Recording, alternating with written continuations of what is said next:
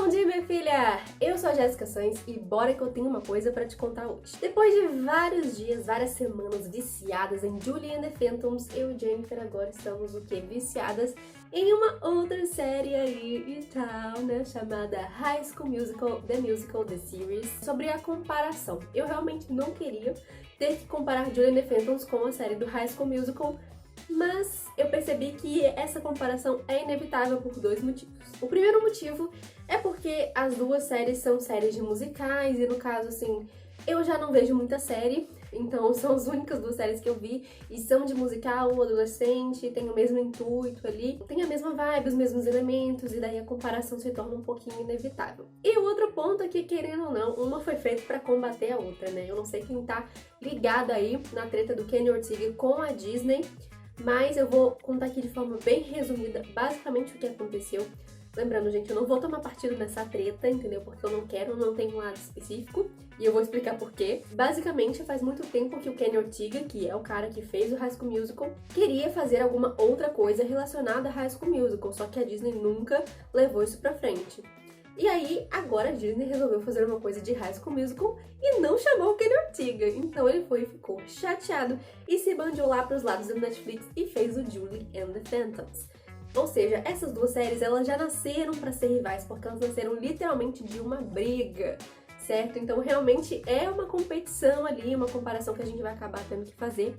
Mas é importante a gente saber que são duas séries boas e com objetivos diferentes, e elas vão ser diferentes, certo? E quem ganha com tudo isso somos nós que temos duas lindas séries pra ficar viciados e pra aproveitar bastante na Netflix e na Disney. Então vamos lá, que agora eu vou falar tudo que eu estou achando, né, que eu achei de High School Musical, a série musical, e comparar um pouquinho com Julie and the Phantoms, que é a única outra referência de série musical adolescente que eu tenho. Ou também conhecida como única outra referência de série que eu tenho, né, porque eu não costumava assistir série. Bom, quem viu meu vídeo sobre Julie and the Phantoms que eu fiz com a Jenny, já viu que o que mais me incomodou nessa série foi a questão do ritmo, que as coisas aconteciam meio lentamente, às vezes passava um episódio e parecia que não tinha acontecido nada. E aí eu ouvi dizer, né, que isso era um problema de coisa de série. Ouvi dizer não, né, eu mesma disse pra mim mesma que não, é porque é uma série, né, então o ritmo ele é um pouco mais lento mesmo. Só que quando eu assisti High School Musical, eu percebi que isso não é um problema de série, porque High School Musical é uma série que tem um ritmo bem agitado assim, o tempo todo tem alguma coisa acontecendo. Isso é interessante por um lado, mas por outras vezes dá pra você se perder um pouquinho, que foi o caso da Jenny. Mas eu acho que foi porque ela perdeu um pedaço e também porque ela não assistiu o trailer, porque no trailer já dá pra gente ter uma noção ali mais ou menos do que é a história e não fica tão perdido assim. Eu acho muito legal essa coisa mais agitada, esse ritmo frenético, porque ele prende a gente na história. É legal também quando a gente revê que a gente vai pegando cada vez mais pontos. Isso se deve, claro, ao fato de ser uma coisa focada na escola e tem vários personagens e cada um ali vai ter a sua história, eu vou falar disso mais pra frente.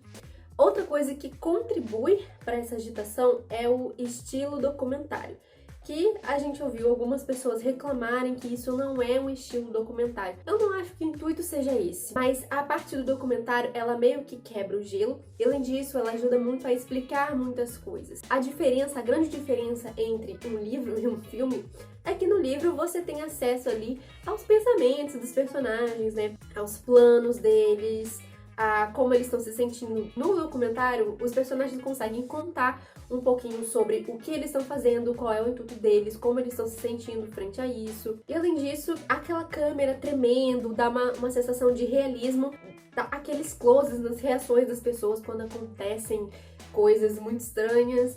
Tudo isso dá uma certa quebra de gelo, entendeu? O humor do documentário não é o objetivo, ele é só um detalhezinho a mais. Bom, agora vamos assim para uma parte um pouco dele. Sobre as músicas, né? A primeira coisa que a gente tem comparando com Julie and the Phantoms é que essas duas séries trazem aquela mesma questão do realismo do musical. O High School Musical é um filme, né? Uma série de filmes em que do nada as pessoas decidem começar a cantar. Inclusive as pessoas que não gostam de música, criticam música, aí do nada estão cantando, estão dançando, fazendo um stick to the status quo e fazendo uma grande maluquice ali. Earlier that same day. E E isso não é nada realista, né? Mas isso é o musical, né? A essência do musical. E essas duas séries meio que criticam isso porque eles fazem com que isso não seja necessário. Eles colocam as músicas nos momentos em que as músicas são necessárias. Em Julie and the Phantoms, por exemplo, isso é muito tranquilo porque os personagens realmente cantam, eles compõem, isso é muito, muito importante. Então você tem ali a Sunset Curve, que é a banda, e aí o Luke e a Julie compõem músicas pra banda, então fica uma coisa realmente bem realista, né? E no High School Musical é mais ou menos assim. Tem muitas músicas do High School Musical original, eles estão fazendo musical, então tem sim composições, os personagens às vezes compõem música sim, traz essa questão, né? Tipo, a música ela tem que estar aqui no contexto em que os personagens estariam realmente cantando essa música. Enfim, eu gosto muito desse estilo, de cantar no meio do nada, principalmente numa rua cheia de carros, do nada. Não é tão legal. E aí eu achei legal esse ponto, porém, ao mesmo tempo, eu não me apeguei muito às músicas. Eu achei que as músicas originais da série foram um pouquinho ruins. Assim, não que elas sejam ruins, mas elas são assim, elas não me pegaram de forma nenhuma, eu não me identifiquei com elas. Eu não achei elas assim, uau, que música incrível. A única música que eu realmente gostei foi Born to be Brave, mas o resto... não. Ao contrário de Julie and the Phantoms, que eu gostei de todas as músicas e me viciei em várias músicas e tal. Se você tá gostando do vídeo, já deixa o seu gostei aí embaixo. Não esquece, por favor, porque isso ajuda bastante no crescimento do canal. Bom, e agora vamos falar exatamente assim da história que High School Musical tá contando. Uma das coisas mais legais é que ele é uma releitura. Julie and the Phantoms também é uma releitura? É. Só que é uma coisa completamente diferente. Porque Julie and the Phantoms tá se propondo a realmente refazer a história do Julie e os Fantasmas. E não tem nenhum comprometimento em ser extremamente fiel, nem nada disso. É mais uma inspiração. Já o High School Musical é uma outra história. É uma nova história onde os personagens vão reproduzir o musical do High School Musical. Pelo trailer você já consegue ver que é uma história bem interessante porque é um casal que acabou de terminar e eles são colocados para fazer o Troy e a Gabriella, os protagonistas. Então você já vê ali que vai ser criada toda uma situação completamente constrangedora. E é aquilo que a gente ama, né, gente? Ali você já tem aquela questão do draminha adolescente, já vê que várias tretas vão acontecer só nesse triângulo aí que tá acontecendo. Mas, tirando isso, ainda tem várias outras coisas. Primeiro que existem vários personagens, né, que estão interpretando ali a galera. E cada personagem tem a sua história, a sua personalidade e os seus próprios conflitos. Então você não vai ver só esse conflito desse triângulo principal, você vai ver as outras histórias, até mesmo a história da professora de teatro, que é, pra mim, como se fosse a protagonista, né? Porque, querendo ou não, tudo isso começou por causa dela e tudo gira em torno dela. Então eu acho que ela divide ali o protagonismo com a Nini. E eu acho muito legal essa questão de aprofundar cada personagem. Tanto que tem algumas pessoas ali do elenco que ficaram completamente apagadas no espetáculo mesmo, justamente porque os personagens que interpretam eles não tiveram essa definição. E o exemplo é o Ryan. O Ryan, ele nem tem falas, ele não canta, ele não é nomeado. Ele não é nomeado, né, o ator que está ali representando o Ryan, porque o foco da situação tá na Sharpay. A Sharpay faz as linhas do Ryan e da Sharpay. E pra mim também tem uma coisa muito interessante, porque tem os personagens da história, né, da escola mesmo, e tem os personagens dentro do musical. Na macro história, assim, você vê que tem uma personagem que tá ali com uma situação meio Sharpay, querendo roubar o brilho da protagonista, mas ela não faz a Sharpay. Você vê que tem um cara que ele tá querendo atrapalhar a professora de teatro, mas ele não é o treinador do basquete. Então você vê, assim, umas associações entre os personagens da escola mesmo e os personagens do High School Musical. Embora muitos desses personagens não estejam nem no musical, ou os personagens não têm nada a ver uma coisa com a outra.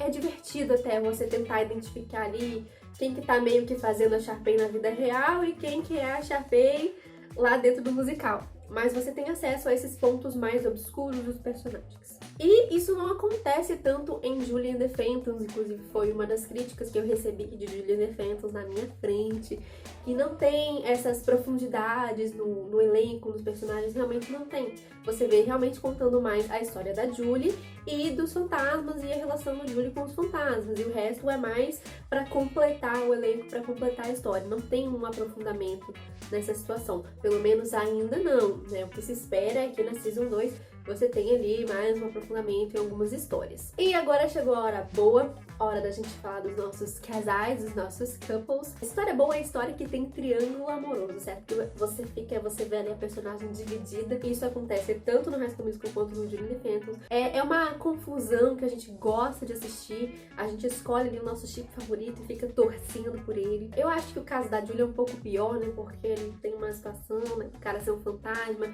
e ao mesmo tempo os dois caras são legais de verdade, né? Ao contrário do caso da Nini, que ela tá ali entre dois caras que cada um tem o seu problema. Eles são muito humanos, diria assim, muito reais. Um dos dois é perfeito, sabe? Um dos dois, ele é um cara assim, nossa, que sonho.